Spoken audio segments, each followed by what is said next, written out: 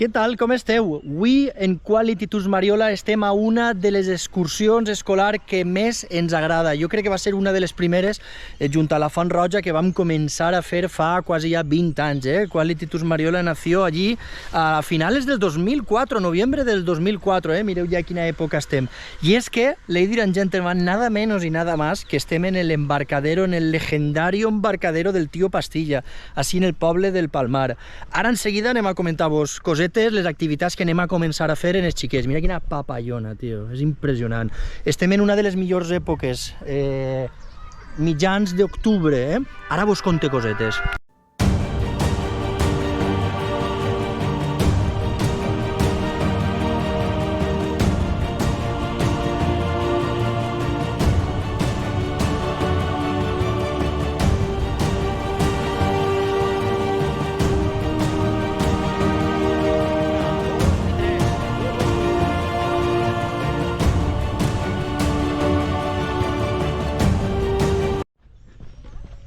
Una de les activitats estrella d'esta excursió escolar a l'Albufera de València és el passeig en barca, on vaig adelantar un poquet perquè està Manolo ahí traient les barques. Hi ha un grup de xiquets i a punt d'anar-se'n, a punt d'eixir. Mireu-los ahí, van en els seus prismàtics, les seues fitxes.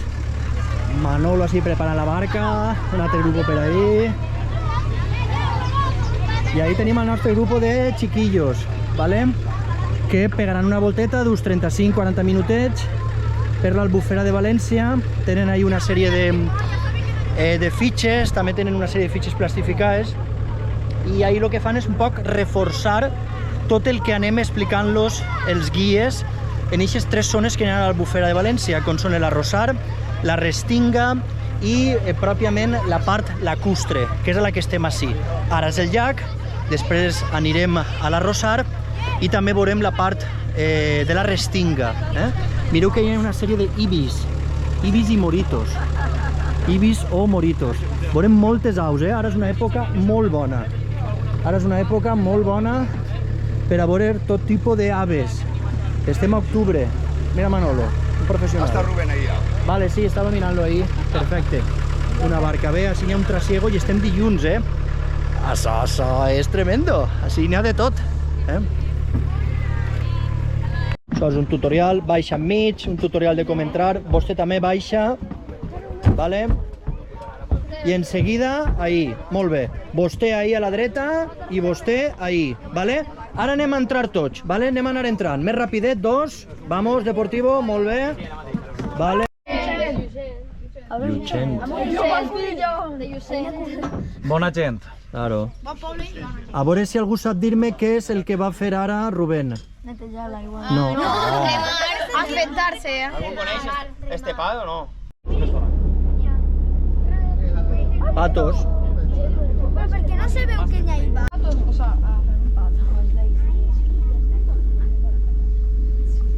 La barraca valenciana. Patos és molt típic, però podeu dir que heu vist Com una mola. àguila.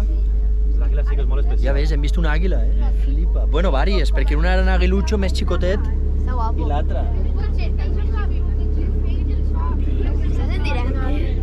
No, home, en directe no, para Alcoyanos por el mundo, però no. De quart. A on està la mar? Què tal? Mira quina tropa, iuhu! Ara va el motoret. Això se diu Lorena. Aneu a tindre fred. Sí, els noms de les filles del Tío Pastilla. Adéu, adéu. Adeu. Aneu a tindre fred. Se puga treballar en la terra per plantar. Per a plantar, molt bé. Què més? No, enginyer. Molt bé. Labrar, sembrar i No està mal, el cicle de l'arròs. Coneixeu totes les paraules?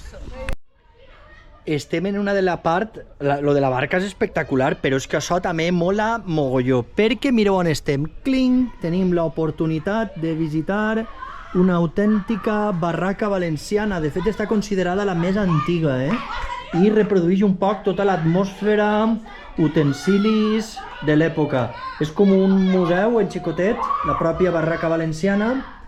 I, bueno, nosaltres hem pegat una volteta, hem estat en els xiquets, i ara, pues, bueno, la veritat és que s'han portat prou bé i estem deixant-los ahí fora. Estan ahí jugant a bomba, en una piloteta de plàstic. Pues bueno, Continuant per a que n'hi hagi un poquet de tot, ja que hem estat així veient la barraca valenciana, també per a que ara estiguin ahí un poc jugant. Albufera de València.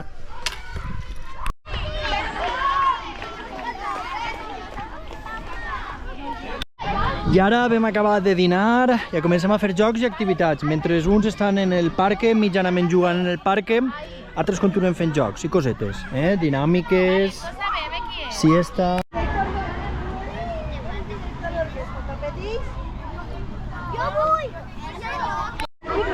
Tiburón no, pero ni a... Pueden haber ser anguiles. ¿Sabes lo que es una anguila? ¿Sabes lo que es una anguila? Es como una serp.